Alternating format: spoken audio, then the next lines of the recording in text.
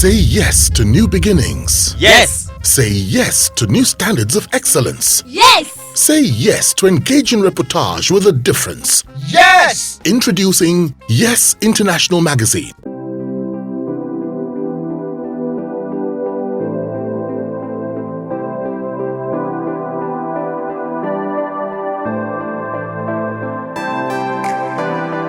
What got you interested in broadcasting, and who influenced you, the most, at inception or in the beginning? Well, anyway, I think I got in because I felt that. I'll tell you how it started. I was in the car with my eldest brother. He was driving, and I heard people, the presenters, they were talking on radio, and I said it actually in pidgin. I said, I'll feed you this thing. What did they do? Which kind of talk for this? And he thought I was joking, and he looked at me and said, "Are you sure?" I said, "Yes." So the day came. He drove to the radio station, then the broadcasting service. We had a man who was in manager programs, Sheikh Mukta Momo, and he told me I was interested in journalism. And he said it goes beyond having a good voice. That you may have a good voice on air and a bad voice off, and you may have a bad voice off and a good air on, and that's why we'll do an audition. I said, okay, well and fine. So I came for the audition, and when I did the audition, they said I should use my real voice. I said, that's my real voice. That's how I talk.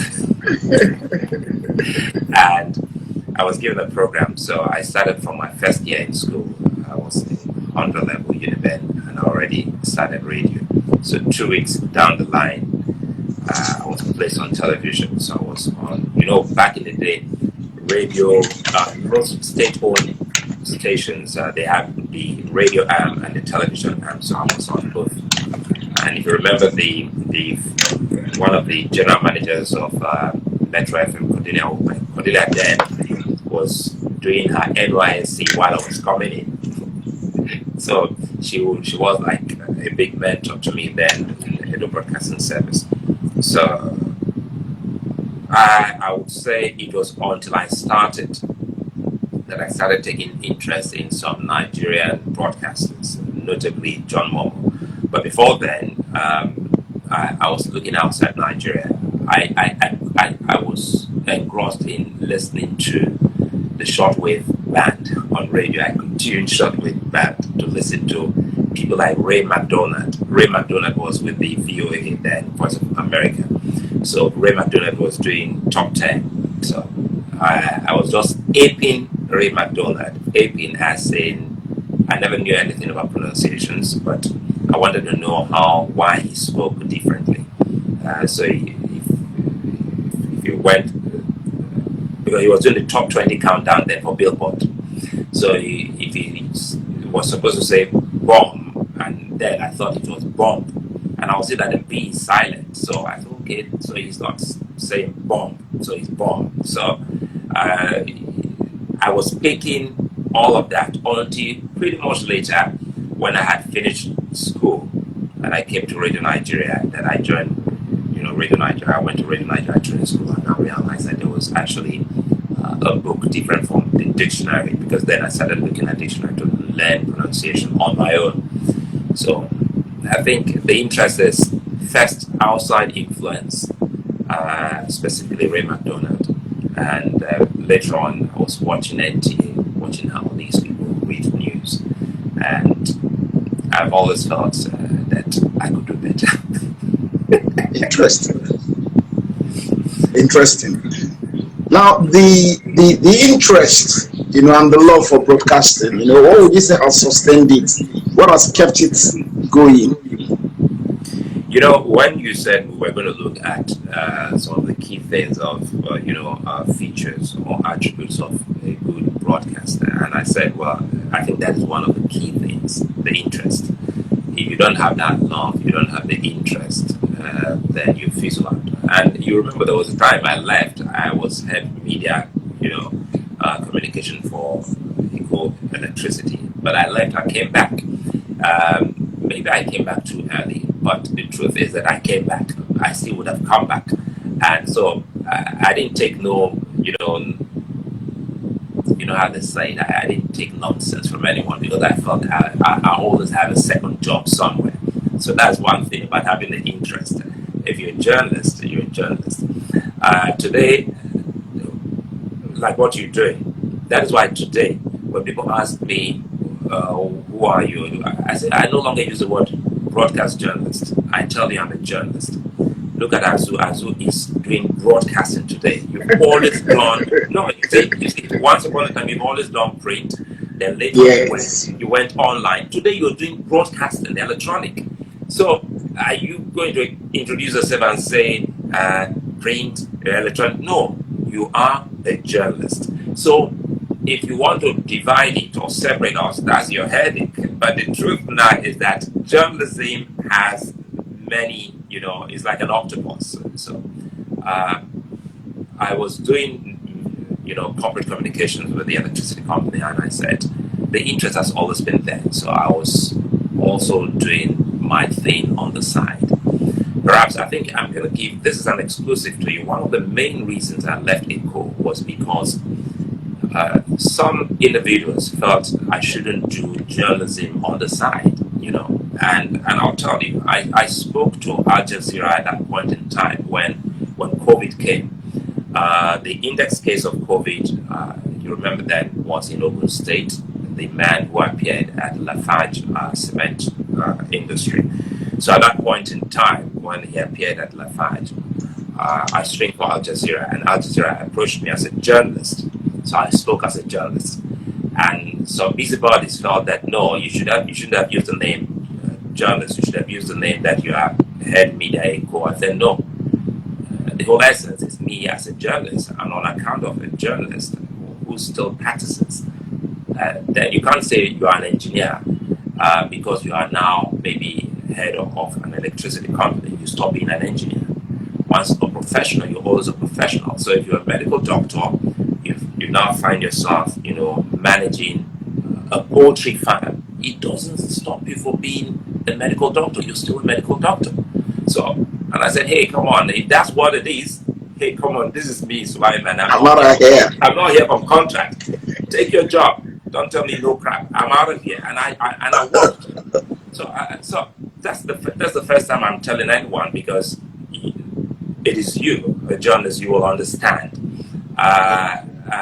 And again, let me marry this with the introduction, because people who are not journalists, they don't even reach out to us again. They don't. Every now and then I tell people, sometimes people in April, they tell me happy birthday. And I said, that thing that even Azu has read to you people, I wasn't born in April. All right. Now, I mean, you have a very good opportunity now to tell us exactly when you were born. Because that is what... Absolutely. I said, I wasn't born in April. And again, okay. I wasn't born in 1973. And okay. One individual who's never been ashamed of his, or I don't conceal, I was born in 1974, March 26th, a blessed day. So interesting. So how did that date find its way into the net? Yeah, I don't know how they got all those together. They put it together, and some people say, happy birthday, it's your birthday once again. I say, hello, no, my birthday has passed, March 26th. So no, April, it's online. I said, no, that's not me. Interesting. So I'm saying this because I'm speaking to a veteran like you, and the platform has been there for many years, and that's just the truth. So you would understand. So the interest is very important. Whether you're making money, you're not making money, the interest, the sustaining power. And I'll always go back to one of my mentors and my chairman, John Momo. John Momo will say, always do the right thing. And that's just the truth. Because the right thing, if you're in, as you look at it, this is politics. The other time I was on Facebook and someone was lampooning and lambasting one of our colleagues who works for a station owned by a politician who's in the political mix at the moment. And he said, wait a minute, you didn't say it the way you're saying it now, because when once upon a time we had this kind of scenario, you didn't say it this way. So the good thing about this job is always do it the right way. Be objective, irrespective of what situations are. So he would always say that to us and say, be objective. And I realized that being a professional will always pay.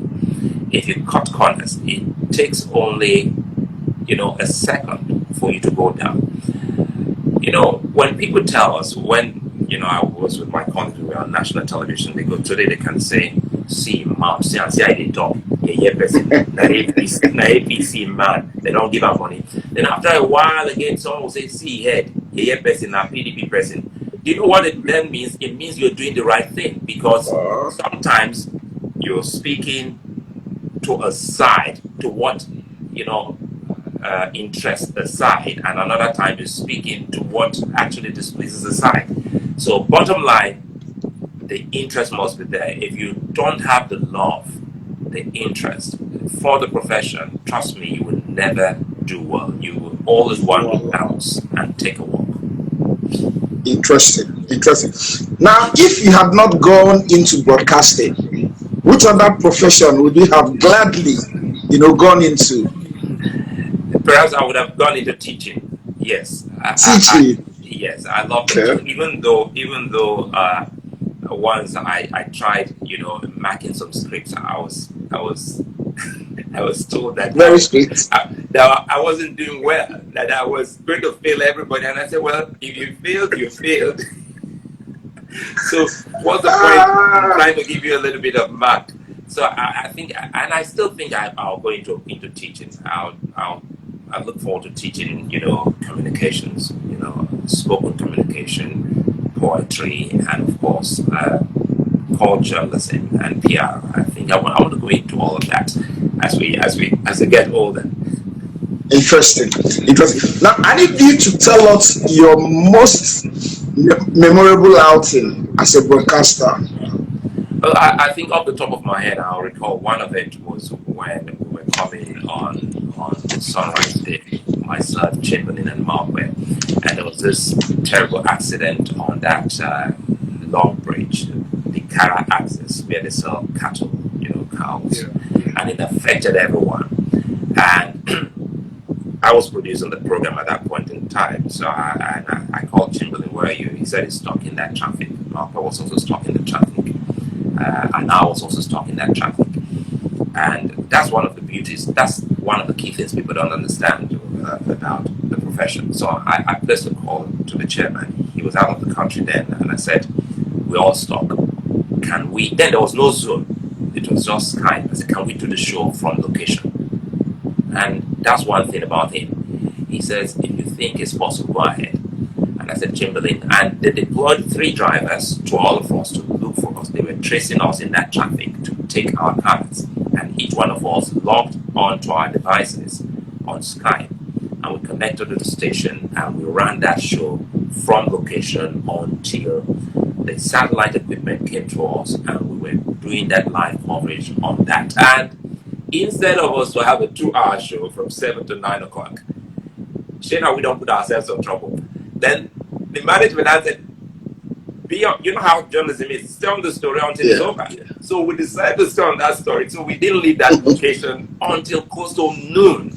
So we're there until almost noon. So it's one of the most memorable moments. And again, the other was when we saw a change of guard. We were at Eagle Square, of course. In Nigeria, when you've seen a political, journey from 1999, and that party will always say will stay for 50 years, and something really, unexpected happened. So it was as if history was made. So we're seeing a new political party coming in. So those 2 aspects are actually very delicate. In my mind at the moment. Okay. Now, I need you to tell us your most embarrassing outing as a broadcaster. I don't know if I'll say most, because I've had a few, and it has to do with our coverage of Boko Haram.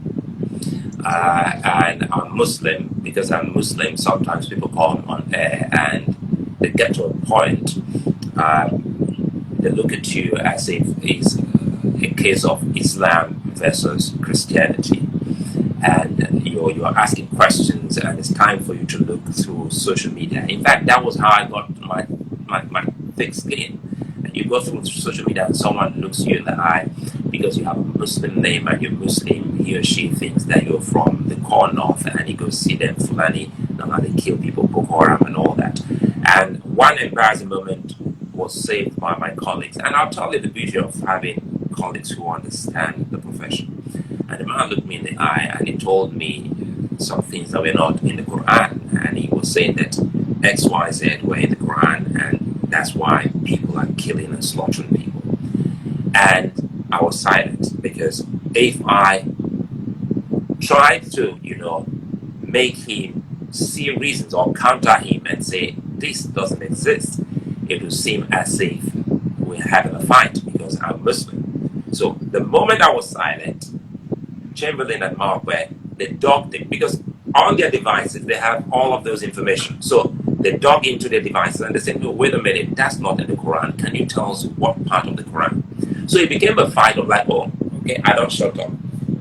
They are now asking you. So you can't say as a Muslim. So they mixed at that point in time for that program, even though it was not strategically, pulled together, or was a blessed one, because you couldn't bring anything about Christianity and think you walk away when you're saying something untoward about Christianity, or you have people who are knowledgeable about the book. You couldn't bring anything about Islam when you have people who are knowledgeable sitting, right in front of you. So the most embarrassing moment was that. And another one was a man who came and he had a device. He was recording us right in the studio. He had a recording pen, and we didn't know we were being recorded. So you could imagine, why would you come on the live television and record your guests, if you know what I mean? And those were trying moments, which I know will go into the memoirs, of our colleagues. But by and large, a whole lot that. I like that. But yes, a I whole like lot that, that. there's I a like way, that. because of their ability to handle pressure. Now, let me bring this in here quickly. We've seen a lot of people now on television and on radio. We've seen people lose it on air. We've seen people, I know people will understand what I'm saying here, and even my respected colleague will understand that I'm talking about that scenario. People wouldn't want, I've been saying Azu. Even if Azu is 80 years old, even if, for instance, one of my mentors, Ted Mukoro, of blessed memory, we all call him, Uncle Ted, off air. But if we found ourselves live on television, he died at 89. You can imagine. We'll call him Ted Mukoro. By his name. And yes. So if I have a Christopher Collade here, till date, even his last birthday, when I sent him a message, he will reply and he will put his initial, CK. Me and I'm not being mates. You and I'm not being mates. But he understands. So it comes back to how you handle pressure. So if you can handle pressure no matter what, because one beautiful thing about this job is that it's even worse on television. On radio, you can hide your facial expression, your body language, but on television, oh my God. You can't. When you try to look away from the camera for a millisecond like this, it shows as if you've just done that for like 2, 3, 4, seconds. That's true. So handling pressure helps. So as long as you can handle pressure, people will fight you. People will do a whole lot. Let me quickly bring in the other one. The last one was the Oga at the top, which people vilify my colleagues. Yeah, people vilify my colleagues. On that day, I wasn't on set, but I was producing. I had done the 10 p.m. news. On that day, I was too tired to go on air, so I was producing. I had invited a man. What people don't even know is that there are different kinds of interviews. They see now, you and I were laughing, we're talking. That's how interview should be. An interview is not an interrogation. But our colleagues have taken the art of interviewing to mean interrogation. So you want to fight everyone. Hard Talk on the BBC is just a program in the whole programs that the BBC, have. So what do I mean? you all can't be hard talkish, pointing fingers and trying to find people or talk down to, on anyone. So a lot of us, we still need to go back to training. A lot of us still need to understand how we can handle pressure. When you tell someone to take some things back and that he or she has refused to, take that back, there are better ways to, actually make it look so civil, make it so legal, to the extent that your broadcast organization will be so, excluded from any form of legal issues. Not until you wear a frown, until you fight, until you make it look so ugly. What we see these days on social media, even abroad, that you see people say so many things or people quit on air, is just, again, for the numbers, for social media, for television sometimes, because television sometimes is make believe, my brother. Sometimes it's make believe. But the kind of television we're doing, which you've been doing, news, personality, you have to be real, and that's just the truth. You don't have to say you want to activate some kind of trouble so that you can get the numbers. No. All right.